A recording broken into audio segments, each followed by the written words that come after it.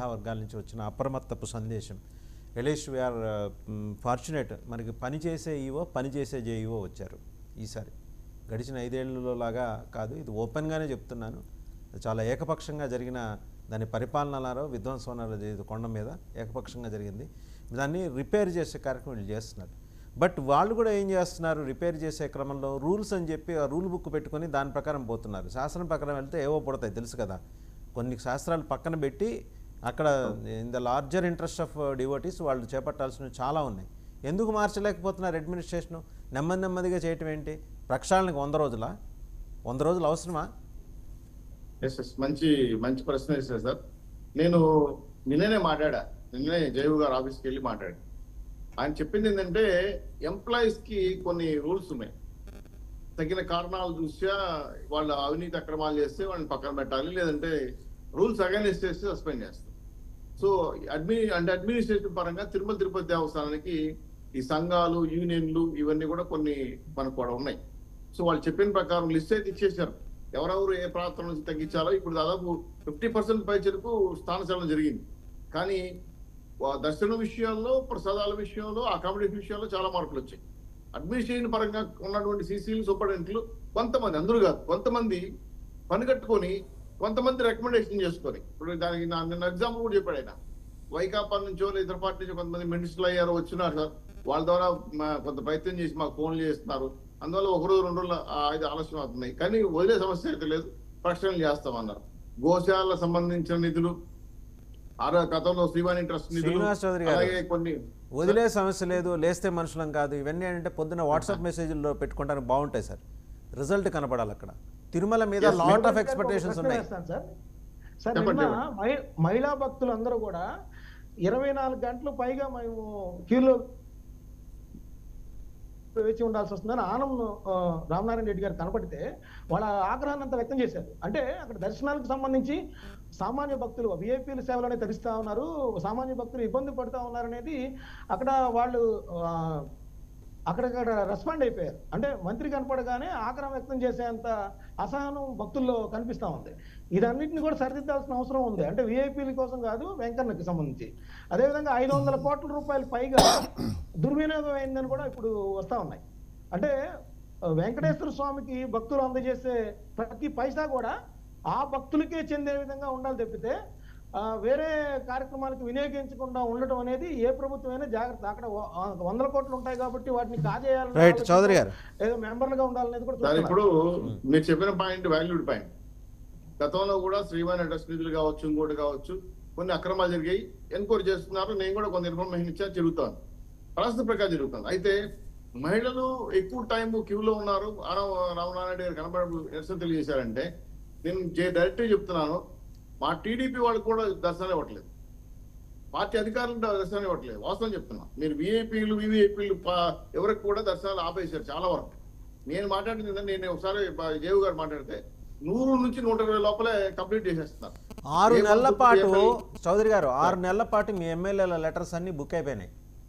మరి విఐపీ దర్శనాలకు దొరక్క, సాధారణ దర్శనాలు దొరక్క ఏం జరుగుతుంది సార్ తిరుమలలో? అదే నిన్న జేవు గారు మాట్లాడేదంటే, సార్ ప్రయారిటీ బ్రహ్మోత్సవాలు వస్తున్నాయి, ఇప్పుడు ఇంక ఆపేస్తాం అన్ని. ఫస్ట్ బ్రహ్మోత్సవాలు చూడాలి, సాలగండ బ్రహ్మోత్సవాలు వస్తాయి, మళ్ళీ నవరాత్రి బ్రహ్మోత్సవాలు వస్తాయి. ఇప్పుడు మేము ఈ తనిఖీలు, అలాగే భద్రత, అలాగే ఏర్పాట్లు, క్రతువులు, యోగాలకు సంబంధించి కాన్సన్ట్రేట్ చేయాలి. ఇప్పుడు మేము విఐపీ లెటర్లు తీసుకొని మేము దర్శనాలు ఇచ్చే పరిస్థితులు మేము లేవు. కాబట్టి ఎవరు బాధపడినా దర్శనాలు ఇస్తే మంచివాళ్ళు, మేము దర్శనాలు ఇప్పి చట్టంలో మమ్మల్ని ప్రచారం చేస్తున్నారు. కాబట్టి దయచేసి అర్థం చేసుకోండి, బ్రహ్మోత్సవం సక్సెస్ఫుల్ గా నడుపుతాం, భద్రత విషయాలు కూడా జాగ్రత్త తీసుకోవాలని బాధ్యత. కాబట్టి మా మీద ఎక్కువ రెస్పాన్స్ ఉంది, ఇక్కడ ఎంప్లాయీస్ కూడా సహకరించాలి. కాబట్టి ఆ వైపు మేము ప్రయాణం చేస్తున్నాం సార్. అందులో ఏమైనా మీకు సూచనలు చెప్పండి. 24 గంటల గతంలో ఫైనల్ గా కిరణ్ గారు, రవికిరణ్ గారు ఫైనల్ గా ప్లీజ్ కంక్లూడ్. టీ పాలు కూడా ఇస్తున్నాం సార్. కాబట్టి రవికిరణ్ గారు, వెంకటేశ్వర స్వామి యొక్క భక్తి శ్రద్ధలను కాపాడుకోవడం సొంత సహకరిస్తారని కిరణ్ గారు ఫైనల్ ఇప్పుడు ప్లీజ్ కంక్లూడ్. మొత్తం అన్ని అంశాలు వచ్చేసినాయండి ఫైనల్. అదే ఇప్పుడు జత్వానీ గారి అంశంలో వారు రేప్ కేసు సజ్జన్ జిందాల్ గారి మీద 13 డిసెంబర్ 2023 పెట్టారు. ఇది దాని ఎఫ్ఐఆర్.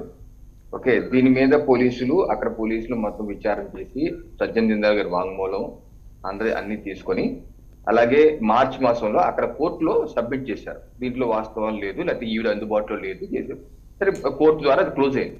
ఒకవేళ ఆవిడకి అక్కడ అన్యాయం జరిగితే ఆవిడ లీగల్ గా she can always go for higher court and then reopen the case. అక్కడ అన్యాయం జరిగితే మళ్ళీ కేసు ఫైల్ చేయొచ్చు, లేదా రీఓపెన్, నేను అందుబాటులో లేను పలానా కారణంలో రిపోర్ట్ చేయొచ్చు. అలా ఆ ఛానల్ ఆల్రెడీ ఇప్పుడు అది ఓపెన్.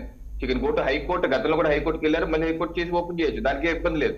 ఇక్కడ ఏపీలో ఎందుకు విచారణ జరగట్లేదని చెప్పి మీరు గత వారం కూడా అడిగారు. నేను కూడా చెప్పింది ఏంటంటే ఆ రోజు, ఇప్పుడు ఎఫ్ఐఆర్ ఇంకా నమోదు కాలేదని ఆ రోజు కూడా మీకు చెప్పాను. ఇప్పుడు ఎఫ్ఐఆర్ నమోదైంది. FIR number ఎప్పుడైంది? 13/9/2024 ఎఫ్ఐఆర్ నమోదైంది.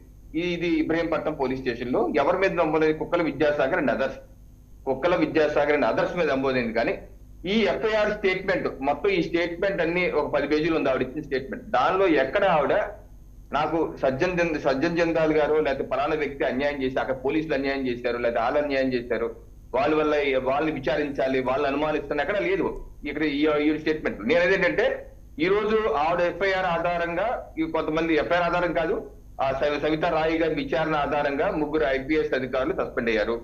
ఐపీఎస్ అధికారులు విశాల్ గుర్ని గారు ఎప్రూవర్ గా మారాడని చెప్తున్నారు, మీడియా కదా వస్తున్నాయి. ఒకవేళ అదే నిజమైతే, ఆయన నా పలానా వ్యక్తి చెప్పారంటే, ఆ పలానా ఆయన అంటున్నారు ఏంటి, నాకు సీతాంజనేయులు గారు చెప్పారని చెప్పి అంటున్నారు. ఇప్పుడు సీతాంజనేయులు గారు మాజీ ఇంటెలిజెన్స్ డీజీ చెప్పాలి ఎవరు నీకు ఆదేశించారు, జగన్మోహన్ రెడ్డి గారు ఆదేశించారని చెప్పారనుకోండి, అప్పుడు జగన్మోహన్ రెడ్డి గారు పిలుస్తారు, ఏమైనా నువ్వెందుకు చెప్పాను, అప్పుడు సజ్జన్ నిందాలు నాకు చెప్పారనుకో, అప్పుడు సజ్జన్ నిందాలు పట్టుకొస్తారు.